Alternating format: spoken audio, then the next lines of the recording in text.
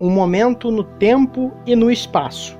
Durante um curto período na história do Mundial de Fórmula 1, a maior representação da velocidade mundial contou com 2 protagonistas brasileiros ao mesmo tempo.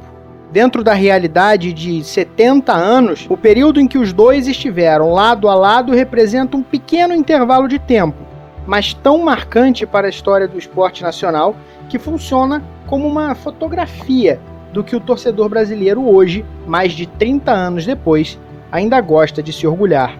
Nelson Piquet e Ayrton Senna dividiram o grid da Fórmula 1 entre 1984 e 1991. Durante boa parte deste período, a relação estava em processo de erosão ou completamente arruinada. Que Nelson e Ayrton jamais viveram em cumplicidade é fato conhecido. Mas por quê? Por que os dois responsáveis pelo porta-retrato mais aconchegante do Brasil na Fórmula 1 se davam tão mal? O primeiro capítulo de Fórmula 1 na relação entre os futuros tricampeões aconteceu antes da chegada de Senna ao grid, ainda em 1983, quando Ayrton conquistava a Fórmula 3 inglesa. Um teste convocado pelo então chefe da equipe Brabham, Bernie Ecclestone, com a participação de Piquet e alguns candidatos à segunda vaga para 1984. Senna era um deles, assim como Roberto Guerreiro, Pierluigi Martini e Mauro Baldi. Há uma lenda nos arredores da Fórmula 1 de que Piquet apostou $100 mil com Ecclestone de que seria o mais rápido. Afinal, acabara de ser campeão mundial daquela temporada com o mesmo carro. Foi o que aconteceu e com sobras. Atrás de Piquet, Baldi, experiente com os motores turbos como utilizado pela Brabham, foi o segundo mais rápido, com Senna em terceiro. Ayrton estava no período de testes para fechar com qual escuderia estrearia no Mundial no ano seguinte. Ecclestone quis Senna, mas Senna não quis a Brabham. Exigiu que Ecclestone melhorasse o contrato, embora não falasse exatamente o que estava fora de seu agrado. No fim, parou na Toleman, enquanto a Brabham pôs Telfab ao lado de Piquet. Senna acreditava ter sido barrado por Piquet, que, na tese dele, não queria um brasileiro como companheiro de equipe. Nelson sempre negou que tivesse qualquer coisa a ver com a não contratação e sustenta até hoje que a gigante dos laticínios Parmalat, então patrocinadora master da Brabham, foi quem decidiu de verdade ao impor a contratação de outro italiano para a vaga do recém-saído Riccardo Patrese.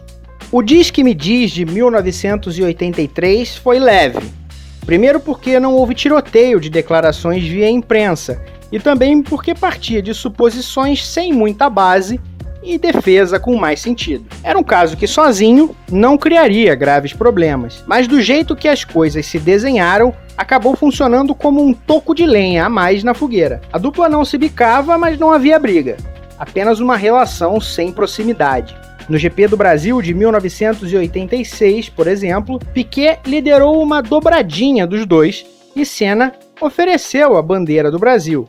No pódio, juntos, os dois seguravam a flâmula nacional. Parecia que ali, junto da bandeira, os ânimos estavam calmos e as percepções de perseguição sofrida por ambos, com relação também a ambos, caíra por terra de vez.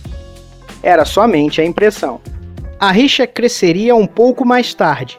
O embate mais memorável da dupla nas pistas aconteceu no GP da Hungria daquele mesmo 1986. 11ª das 16 etapas do Mundial de Fórmula 1 daquela temporada, a prova em húngaro ring contou com Senna na pole position de Lotus. No domingo, disputavam a vitória. Piquet passara Senna nas primeiras voltas, mas foi antes para o pit stop e abriu a possibilidade de Ayrton partir para o undercut, o que aconteceu após ótimo trabalho da Lotus no pit lane. Nelson voltou atrás, mas atacou com voracidade durante algum tempo e chegou até a ultrapassar, ainda que Ayrton tenha aplicado o X e recuperado a primeira posição novamente. Piquet, na poderosa Williams, não se abateu, seguiu insistindo. Foi no giro 57 que Senna colocou a Lotus por dentro no fim da reta dos boxes para manter a linha do ponteiro. Piquet buscou a solução que tinha, ir por fora, mas freando bem depois. Passou, catou no freio e contornou a curva de lado. Numa das ultrapassagens mais famosas de todos os tempos, tomou a ponta e partiu para vencer em mais uma dobradinha brasileira, e com Nigel Mansell em terceiro. Só sucesso? Nem perto disso. Piquet reclamou. A reclamação era a seguinte: Senna abriu a linha de fora para o carioca, que aceitou. Uma vez que Piquet ocupou o espaço, porém, Ayrton voltou a posicionar o carro mais por fora e espremia a Williams de Piquet. Nelson não se fez de rogado em dizer que o rival dava fechadas demais e que ainda era preciso se acostumar com aquele traço perigoso do estilo do paulista. Senna se defendeu. Na edição de 11 de agosto de 1986 do Jornal do Brasil, falou, abre aspas, não creio que tenha agido errado em variar minhas tomadas de curva. Na hora em que Piquet me passou, todo de lado, não fiz outra coisa senão tirar o pé, pois do contrário, iríamos nós dois para fora da pista.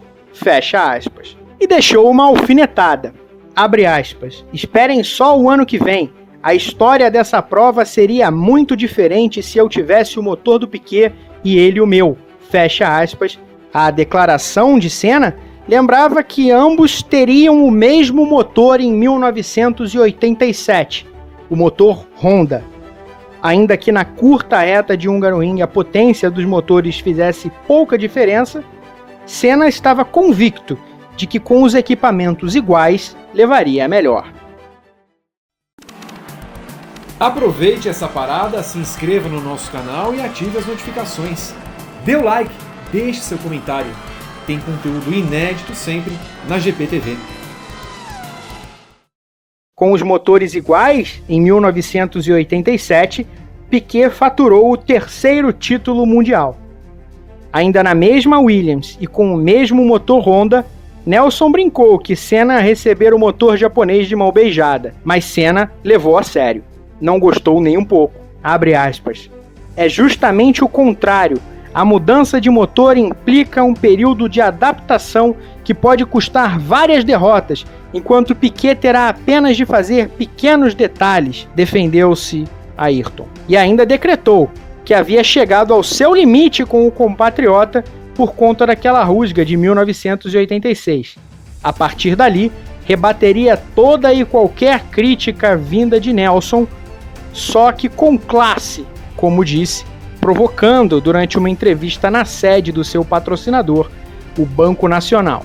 Tudo parecia prestes a explodir, especialmente após os anúncios de que Senna partia para a McLaren e Piquet seria o seu substituto na Lotus, com regalias e salário cerca de 3 vezes maior, em 1988. Até porque Ron Dennis e a McLaren também conversaram com Piquet sobre ser o companheiro de Alain Prost no ano seguinte, algo que não vingou. O tricampeão então fez piada, falou até em desinfetar o seu novo carro da Lotus, mas mudou o discurso logo nos primeiros dias de 1988. A edição de 14 de janeiro do jornal Folha de São Paulo registrava Piquet negando desentendimentos com Senna. Tudo invenções da imprensa para vender jornal, segundo ele. Alguns poucos dias antes, no Jornal do Brasil, elogiara Ayrton. Abre aspas. Tem tanto talento quanto eu. Apenas não ganhou um campeonato ainda, mas vai ganhar, não há dúvida. Agora, sempre que tenho oportunidade, falo bem do Ayrton. Não tem nada a ver essa história de ficar brigando como se a torcida fosse obrigada a escolher entre um ou outro. Fecha aspas. Mas também deixou um cutucão. Abre aspas novamente. Mal entrou na Fórmula 1, começou a achar que é melhor que todo mundo. Isso é péssimo. Fecha aspas. Não duraria muito até que o armistício entre os dois chegasse ao final.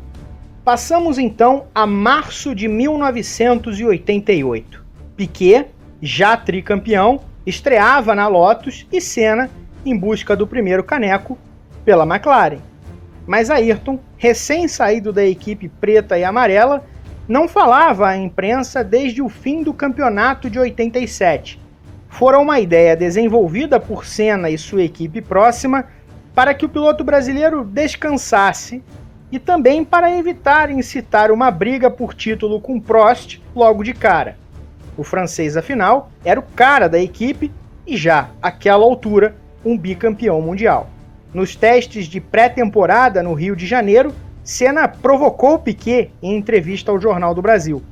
Falou que sumira do noticiário nos meses anteriores para dar a chance de Piquet aparecer um pouco na mídia. Segundo Senna, ninguém dava atenção, ou pior, gostava de Nelson. O único jeito do tricampeão receber atenção era com o sumiço de Ayrton. Podia até ser uma brincadeira, mas era também provocativo. Piquet soltou os cachorros. Disse que Senna desaparecera não para deixar-lhe atenção, mas para não ter de explicar, abre aspas, por que não gostava de mulher, fecha aspas. E a frase tinha exatamente o cunho preconceituoso que parecia.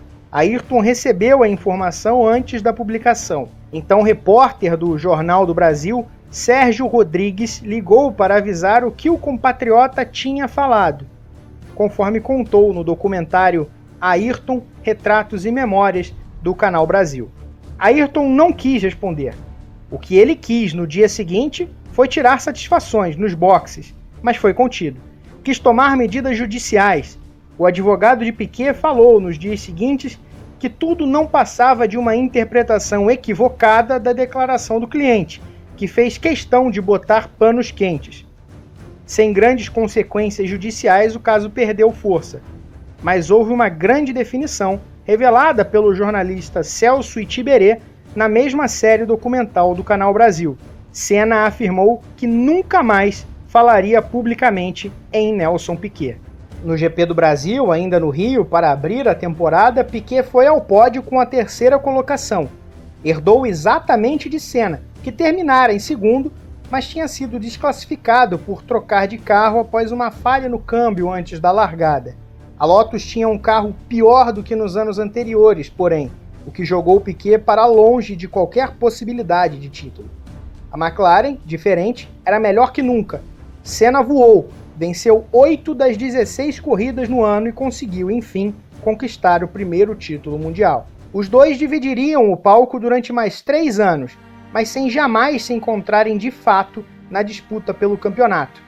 Senna era o campeão ascendente na equipe dominante e desenvolveu a rivalidade com Prost, enquanto Piquet deixou a Lotus no fim de 1989 e marchou a Benetton, onde mostrou que tinha alguma gasolina guardada no tanque. Aos 38 anos de idade, em 1990, venceu 2 corridas e foi o terceiro colocado do Mundial, em que Ayrton conquistou o bi. Voltaria a vencer no ano seguinte, 1991, quando Senna anotaria o tricampeonato. São quase 30 anos desde que o período de Senna e Piquet juntos nas pistas da Fórmula 1 acabou, mas a memória dos duelos na pista, nas cabeças e nas páginas de jornal vão sobreviver por muito tempo no imaginário do torcedor.